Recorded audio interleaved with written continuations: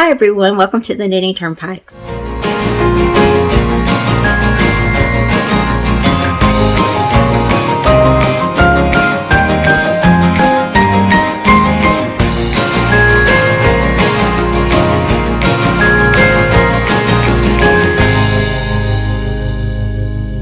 To the Knitting Turnpike. My name is Gina Pike. I'm so very happy that you're here with me today. Yes, this looks very similar to the last stitch tutorial we did. I just recorded the same stuff after the other one. Same clothes, same hair. I just did it the same day, but it is a different shawl. This is the third installment of Romi Hill's Lace Lovers Club for 2022. Now this shawl is called Lost Coast.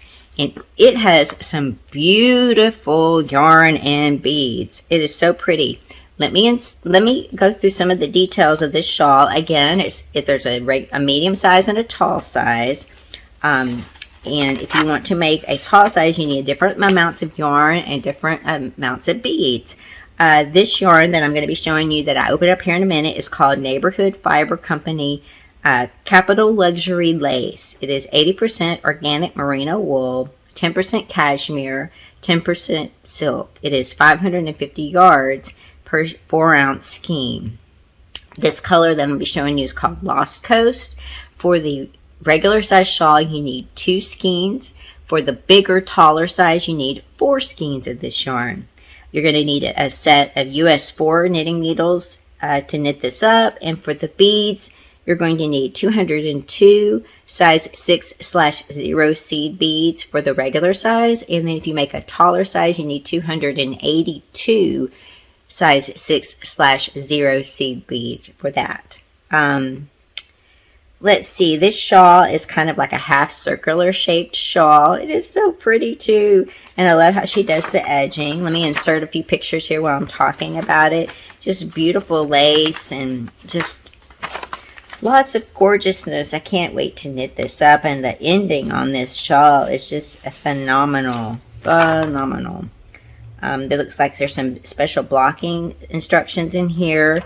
There are charts and text, and there's some special stitches as well for this. There are a lot of the same stitches that were used in the second shawl of the Rose of the Aegean. So when I filmed the stitch tutorial, I'm going to be using some of those stitches here. I wanted this to be a standalone stitch tutorial for this one project.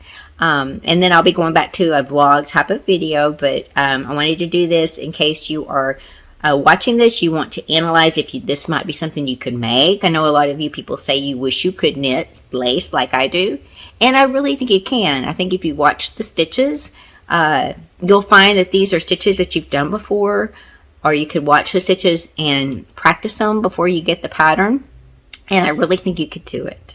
Lace is really forgiving. You don't have to be quite so perfect with your stitches or as exacting as you have to do with sweaters or socks. You know, if you have a hole in your sweater or sock, it's very noticeable. If you have a hole in a lace shawl, it's just beautiful, right? So you can be a little bit, you know, if it's wonky, you're going to block it out. Blocking will correct it. Blocking is magic. So it's a little bit less stressful, in my opinion, to knit lace than it is to knit something like a sweater or socks. And maybe that's why I've taken so long to go down that path. But for me, lace is kind of forgiving. Now, for these stitches, there is a special cable stitch I'm going to show you. I'm about to go into the stitch tutorial. There's a few different increased type of stitches, some special purl stitches, and there are short rows in this shawl as well. It looks like she's doing some wrap and turn stitches and some short rows, probably at the beginning to get the increases going or getting the shape of the shawl going. Let's see, I'm not that great with wrap and turn, so that will be something good for me to practice. Let me insert the clip on opening the yarn. Now this one I just recently opened, so I should still kind of look like myself. My hair should be the same length and everything, but I did get it like when I was really sick back in October, and I just set it to the side. So I just opened it in January. So I'm going to insert a clip for that. All right, so this is the box of yarn I got from Romi Hill. And Unfortunately, I was able to participate in the Lace Lovers Club for this year. I believe there's still some sign-ups available. If you want to go check out her website, I'll link it down below. This is what it looks like when you open it. Super beautifully prepared, always. Oh, it's heavy. All right, so this is what it looks like when you pull it out. Cool. And I hate to tear this. All right, so here we go. This is the Lace Lovers Club. And this has got to be the yarn. So let's look at this. We get something. Maybe this is beads. I don't know. Let's see what we got here. Oh, how cool. Cool. If I just drop some beads. We get a project bag. It says the Lace Lovers Club. Oh, I love that. It's red and white. I love that. Let's see. Hold on, I dropped something. I dropped beads. Yep, here's the beads for this. Ooh, aren't those pretty? That's the beads. I'll put it up against the yarn here in a second. And then there's also, let's see, I'm not sure what this is. Will we get another shawl pin? We get another shawl pin. How cool is that? Look at that. Isn't that beautiful? These are one-of-a-kind shawl pins. Let's see. This says, oh, this is one of those cabling needles like Joyce gave me. That's what that is. But she made this? Yeah, Romi Hill made this. And you probably could wear it as a shawl pin, too. It looks like her shawl pins. It's cabling with a spiral needle. And there's some instructions here on how to do that. Cool. Okay. She just handmade these. It's in a little bag. It looks like her shawl pins to me. I don't know. It's very cool. I could see it being used as a little shawl pin. I don't know. But it also looks like those cable needles as well. Alright, so we got beads. We got a project bag. And we got a pin.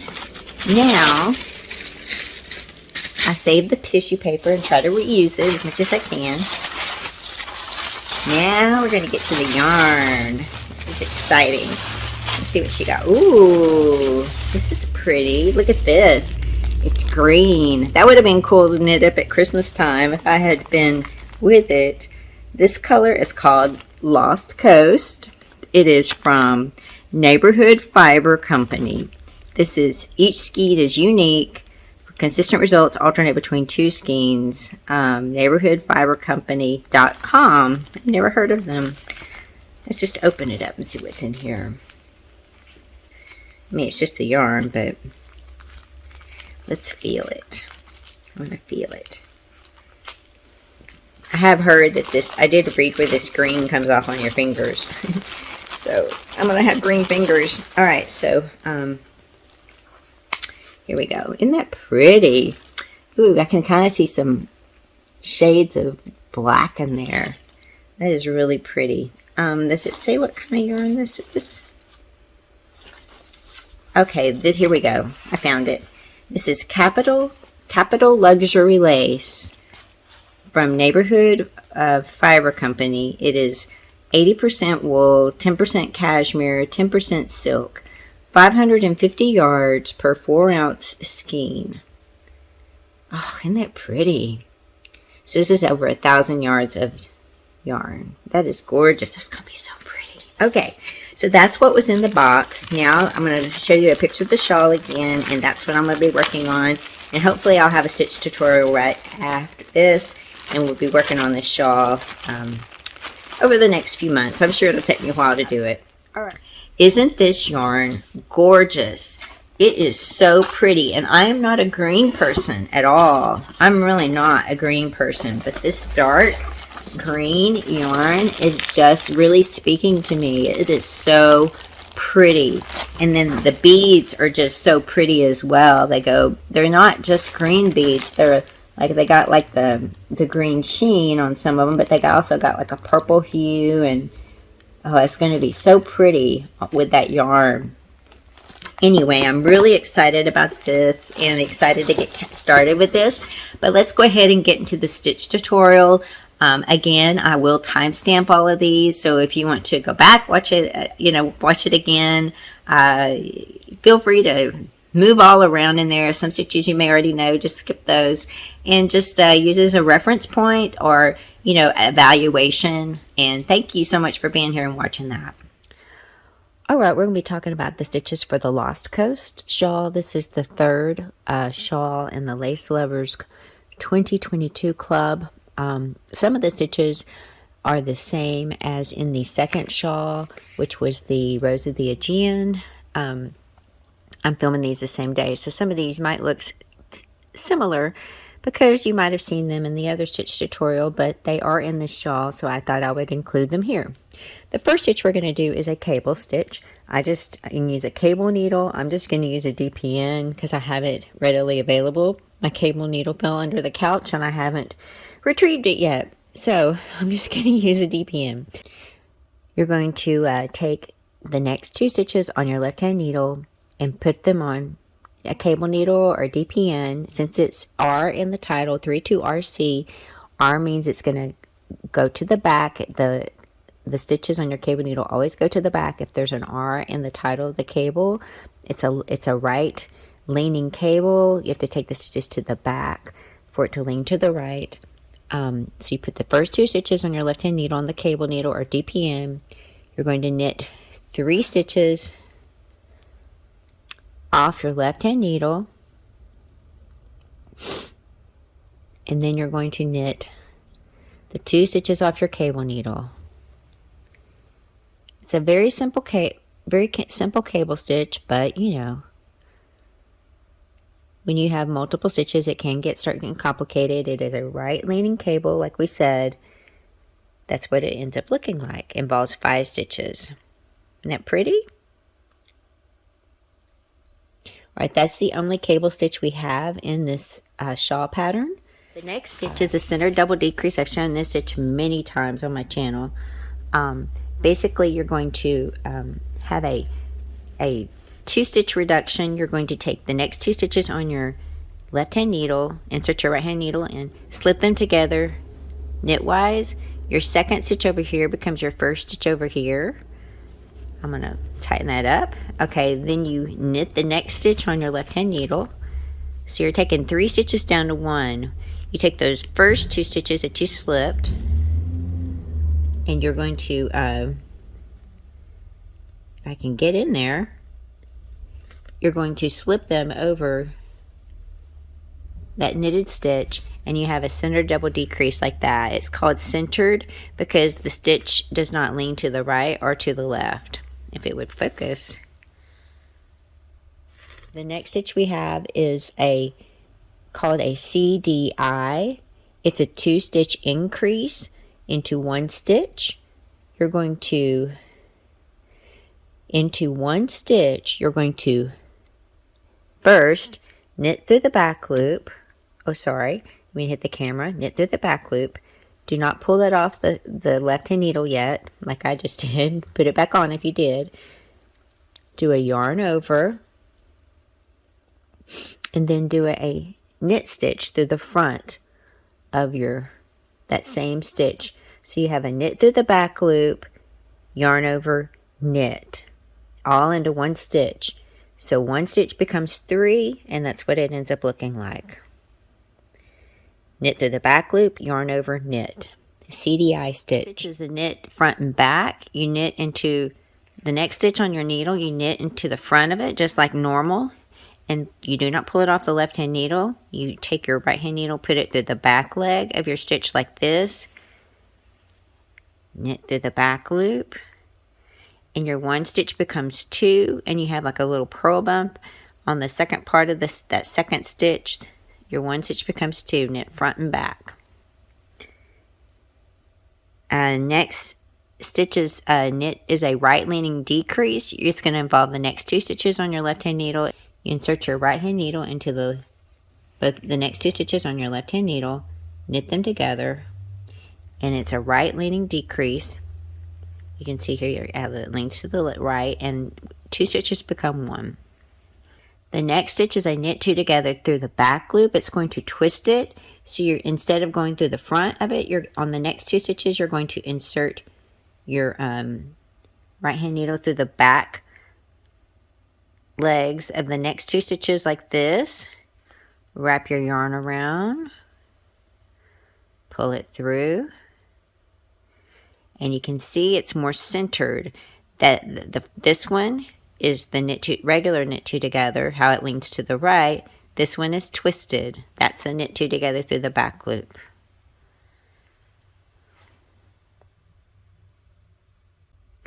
All right, the next one has 2 variations of it. The first one's knit 3 together, so it's going to involve the next 3 stitches on your left hand needle. It's just like a knit 2 together. You just insert your right hand needle through the next 3 stitches on your left hand needle and knit all 3 stitches together. And it is a right leaning decrease of 3 stitches to 1, like that.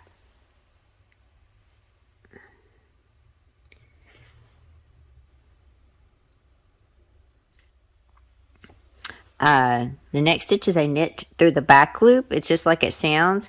You insert your right hand needle through the back leg of your stitch, knit it through the back leg, pull it through, and it's a twisted stitch. You can see how right here at the bottom it is twisted instead of a regular knit stitch, which looks like that. That's a regular knit stitch. That's a knit through the back loop. It twists it at the bottom. The next stitch is called a KFBF stitch. It's all going to be in 1 stitch, but it's going to be a 2 stitch increase. So in the next stitch on your left hand needle, you are going to knit. Do not pull it off the left hand needle yet. Then you're going to knit, turn it this way, knit through the back loop like this. Do not pull it off the left hand needle. You still got one more part to do. You're going to take it back to the front, insert it like this, and do another knit stitch like that, and then you're done. You can let it slide off the left hand needle. So you've done a knit, knit through the back loop, knit, all in 1 stitch, and that's what it looks like. 1 stitch becomes 3. You see that? It's a KFBF stitch, 2 stitch increase. All right, the next stitch is a make 1 stitch. It's going to involve the stitch or the legs in between the 2 stitches on your needles. If you pull the needles apart, you'll see those legs. That's where you're going to do the make 1 stitches with these legs. Just for a regular make 1 stitch without any type of direction, you can have a make 1 left, a make 1 right. This one is just a make 1, so you can do it any way you want. I usually do it this way. I usually just take my left hand needle, come under that leg from front to back. When you go from front to back, you just knit it to the back loop. So I just do it like that. And there you go. That's also a left leaning one. But I'll show that again. All right, let's do the next. The next one is a make 1 right. For a make 1 right, remember the mnemonic, right back. I'll be right back. So you're on a make 1 right, you're going to take your left hand needle and go from back to front under that leg. And then you knit through whatever's the shortest. That's short. It's shortest in the front. Can you see that? It's shortest in the front, longer in the back. So you're going to knit through the short part in the front. I kind of push it forward to get my needle through it and just knit it through the front like this. And it is a right leaning decrease. You can see it's leaning to the right, like right in here. And that's why it's called a make 1 right. Now for the make 1 left, you left the front door open. So you're going to go from front to back under the leg, left the front door open. You go from front to back. You knit through what is the shortest part. It's shorter in the back. So you knit through the back like this. and it is left leaning, like right there. Can you see how it leans to the left? So that's a make one left. And those are the make one stitches that you need for this. Oh, there is a make one purl. You can do make one purl right, make one purl left. It's not specified in this one, but when you do a make one purl, you do have to bring your yarn to the front because you're going to be purling. Since it's not, if you go from front to back, you go through where it is shortest, so you'd be purling from through the back loop like this. That's not the easiest, so you may want to go the other way. Hold on, my yarn is splitting. You may want to go the other way, so you'd have to go through the back loop like that and purl. It's not the funnest thing to do, so you may want to go from, let me just purl this stitch. You may want to go from back to front under your leg, like this, so that it's shorter in the front, and you can just purl through the front of that leg. Like that. And like that. And that's a make one purl. I don't think I showed you how to do a purl stitch. You basically just bring your yarn to the front, insert your right hand needle through the front leg, wrap your yarn around, pull through, take your yarn, working yarn to the back. You do have a bump in front of your stitch like that. That's just a regular purl stitch. Purl through the back loop, twists it. So you have your working yarn to the front again. You come through the back leg like this. Wrap your yarn around it. Pull it through the back leg. And it twists the stitch. So you can see how the stitch is twisted versus a regular stitch, purl stitch. That's a regular purl stitch. And then that's a purl through the back loop. They are different. Okay, the next stitch is a PFB. It's a purl through the front and back loop. Let me get my stitches fixed back here. Since it's a purl stitch, you're going to bring your working yarn to the front. It's like a knit front and back. You insert your right hand needle through the front leg of your next stitch. You do a regular purl stitch. Do not pull it off the left hand needle yet. You turn your needle and your yarn like this. You come through the back leg of that same stitch, and you're going to purl through the back of that stitch. So you wrap it around and pull it through the back leg like that, and then pull it off, and then you have a purl through the front and the back, and that's what it looks like. It's one stitch becomes two. The second stitch is twisted. Purl through the front and back. Next stitch is placing a bead on your stitch. It looks like you're going to be purling your beaded stitch. Let me get a stitch. So let me just get a bead. I'm going to use one of these. I better not lose any because I've heard that there's a limited number of these. So you just get your crochet hook, put your bead on there. I'm using a crochet hook that'll go through this size 6/0 seed bead. So what you do is you take the next stitch on there that's going to be beaded, you pull it tight, you push your stitch through like that, and if it splits it, you just try to correct it like that. And then you put it back on your knitting needle. Let me just kind of fix it because I did split it a little bit. This is yarn. Alright, so then you going to purl the beaded stitches. So you bring your working yarn to the front, purl it, and then you're done. You've beaded your stitch and you purled it. And that's what it's going to look like. Alright, the next stitch is a slip one, knit two together, pass the slip stitch over. So you're going to have your working yarn in the back. You're going to slip the next stitch on your left hand needle, knit the next two stitches together. So you insert your right hand needle into both of the next two stitches, knit them together like that, and then you take your slip stitch and you just pass it up and over the knitted stitch. It's a left leaning decrease. It looks like that. 3 stitches become 1. Next stitch is a slip slip knit. It's kind of like what I showed you with the 3 SK. You slip the next stitch knitwise, Except you're only using 2 stitches, slip the next stitch knitwise. Instead of taking them all the way back to my left-hand needle, I just insert my left-hand needle through the front of it, and I just knit them together through the back loop like this, because you already have them on both of your needles. And it's a left-leaning decrease of 2 stitches. 2 stitches becomes 1. Looks like that. Alright, the next stitch I'm going to show you guys is called an SK2P through the back loop, TBL. SK2P TBL. You slip the first stitch on your left-hand needle as if to knit it. Then you're going to knit the next 2 stitches together on your left-hand needle through the back loop. So you have to insert your right-hand needle through the back loop of the next 2 stitches. Can you see that? Knit them together through the back loop like that.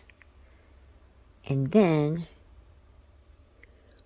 you're going to take that slip stitch and pass it over the knit 2 together through the back loop. It's a left-leaning decrease. It lays just a little bit differently than the SK2P. It lays a little bit more straight, actually, if I'm thinking about it.